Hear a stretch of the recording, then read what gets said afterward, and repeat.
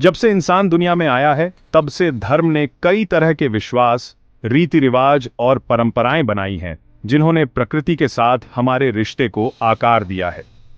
पुराने जमाने में ये रिश्ता बहुत गहरा था और कुदरत के लिए आदर अक्सर धार्मिक मान्यताओं का केंद्र होता था। कई प्राचीन संस्कृतियां धरती को पवित्र मानती थीं, एक दिव्य शक्ति जिसका सम्मान और रक्षा करना जरूरी था। ये आदर कई तरीकों से दिखाई देता था, प्रकृति के देवी देवताओं की पूजा से लेकर पवित्र पेड़ों और जानवरों को खास दर्जा देने तक। ये परंपराएं, जो आध्यात्मिक मान्यताओं में गहरी जड़ें जमाए हुए थीं, पर्यावरण संरक्षण के शुरुआती रूपों के रूप में काम करती थीं, जिससे आने वाली पीढ़ियों के लिए प्राकृतिक संसाधनों का सही इस्तेमाल सुनिश्चित होता था।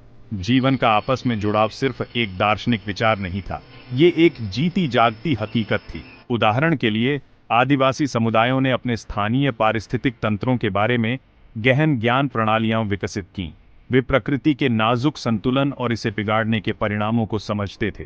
ये समझ पीढ़ी दर पीढ़ी कहानियों, गीतों और रस्मों में समाविष्ट होकर आगे बढ़ती रही, जिससे समुदाय और उसके पर्यावरण दोनों का अस्तित्व बना रहा।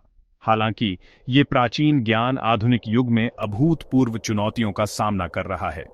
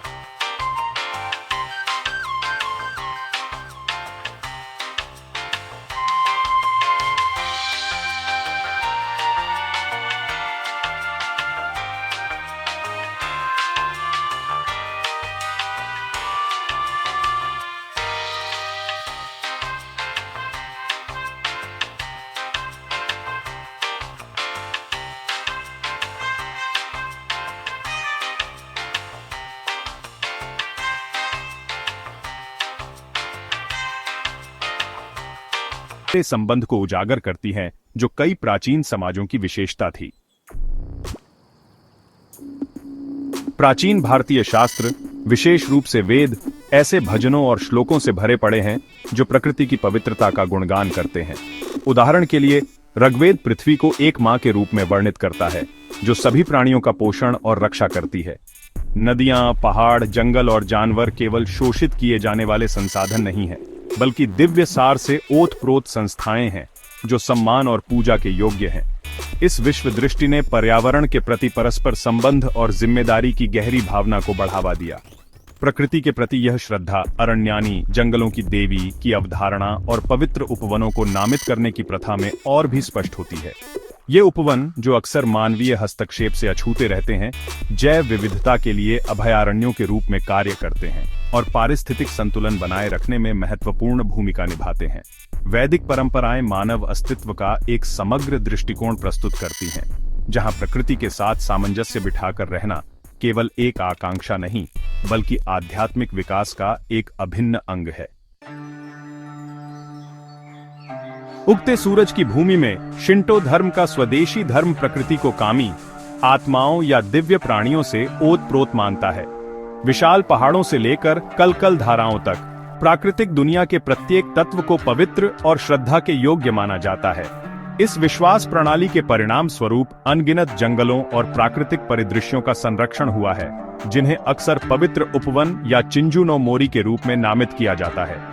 ये उपवन, जो अक्सर मंदिरों के आसपास होते हैं, कामी के निवास स्थान माने जाते हैं और उनके साथ अत्यंत सम्मान का व्यवहार किया जाता है। यामाबुशी, पहाड़ी तपस्या का अभ्यास, शिंटो धर्म में आध्यात्मिकता और प्रकृति के बीच गहरे संबंध का और उदाहरण देता है। ये तपस्वी साधु, जो अक्सर पहाड़ों के भीतर रहते हैं, कठोर प्रशिक्षण और प्रकृति के साथ संवाद के माध्यम से ज्ञान प्राप्त करते हैं। शिंटो धर्म पवित्रता, सद्भाव और प्रकृति के प्रति सम्मान पर जोर देने के साथ स्थायी जीवन के लिए एक सम्मोहक मॉडल प्रदान करता है। भाग 5, आधुनिक वियोग, जब आस्था धरती पर परछाई डालती है। जबकि प्राचीन धर्मों ने अक्सर पर्यावरण के साथ एक सामंजस्यपूर्ण संबंध को बढ़ावा दिया, आधुनिक युग एक अधिक जटिल तस्वीर प्रस्तुत करता है। तेजी से औद्योगिकरण, शहरीकरण और आर्थिक विकास की खोज ने ग्रह पर भारी असर डाला है। धार्मिक प्रथाओं ने कभी कभी पर्यावरणीय संकट को बढ़ा दिया है। धार्मिक सामग्री का बड़े पैमाने पर उत्पादन और उपयोग, जो अक्सर गैर बायोडिग्रेडेबल सामग्रियों से बना होता है, प्रदूषण में योगदान देता है। इसके अलावा बड़े धार्मिक सम्मेलन आध्यात्मिक रूप से महत्वपूर्ण होते हुए भी स्थानीय संसाधनों पर महत्वपूर्ण दबाव डाल सकते हैं। बुनियादी ढांचे के लिए जंगलों की कटाई, भारी मात्रा में कचरे का उत्पादन और पानी और ऊर्जा संसाधनों पर दबाव कुछ पर्यावरणीय चुनौतियां हैं। इसका मतलब यह नहीं है कि धर्म पर्यावरणवाद के साथ स्वाभाविक रूप से विरोधाभास में है, बल्कि यह है कि आधुनिक प्रथाओं और उनके पारिस्थितिक प्रभाव की आलोचनात्मक परीक्षा आवश्यक है। भाग 6, केस स्टडी, आधुनिक धार्मिक प्रथाओं का पर्यावरणीय नुकसान। कुंभ मेला, जो एक विशाल पैमाने पर हिंदू तीर्थयात्रा है, आधुनिक धार्मिक सम्मेलनों द्वारा उत्पन्न पर्यावरणीय चुनौतियों का उदाहरण देता है। आध्यात्मिक रूप से महत्वपूर्ण होते हुए भी तीर्थयात्रियों की भारी संख्या, जो अक्सर दसियों लाख से अधिक होती है, स्थानीय संसाधनों पर भारी दबाव डालती है। कचरे का निपटान, जो अक्सर सीधे पवित्र मानी जाने वाली नदियों में किया जाता है, जल प्रदूषण और सार्वजनिक स्वास्थ्य के बारे में चिंताएं पैदा करता है। इसी तरह हिंदुओं द्वारा पवित्र माना जाने वाला वाराणसी शहर गंभीर पर्यावरणीय क्षरण का सामना कर रहा है। गंगा नदी में दाह संस्कार की राख और धार्मिक प्रसाद की रस्मी रिहाई, औद्योगिक प्रदूषण और सीवेज के निर्वहन के साथ इस पवित्र जलमार्ग को गंभीर रूप से प्रदूषित कर दिया है। ये उदाहरण धार्मिक संदर्भों में स्थायी प्रथाओं की तत्काल आवश्यकता पर प्रकाश डालते हैं। भाग 7, विभाजन को पाटना, आधुनिक संकट के लिए प्राचीन ज्ञान।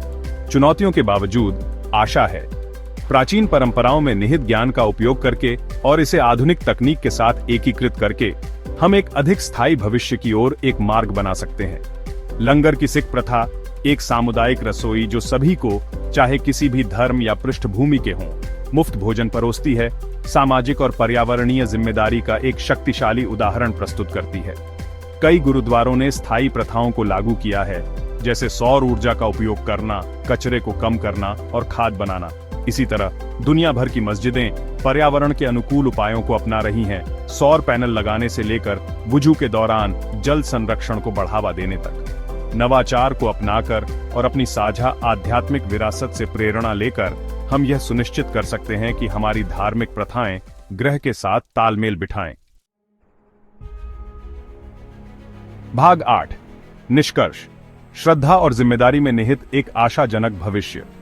जैसे जैसे हम 21वीं सदी की जटिलताओं से गुजरते हैं, उस प्राचीन ज्ञान को याद रखना अनिवार्य है जो पृथ्वी को पवित्र और हमारे सम्मान के योग्य मानता था। धर्म अपनी प्रेरणा और संगठित करने की शक्ति के साथ वैश्विक पर्यावरणीय चेतना को बढ़ावा देने में महत्वपूर्ण भूमिका निभा सकता है।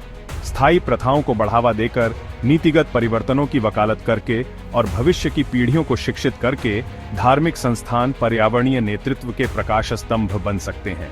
हमारे ग्रह का भविष्य प्राचीन ज्ञान और आधुनिक समाधानों के बीच की खाई को पाटने की हमारी क्षमता पर टिका है।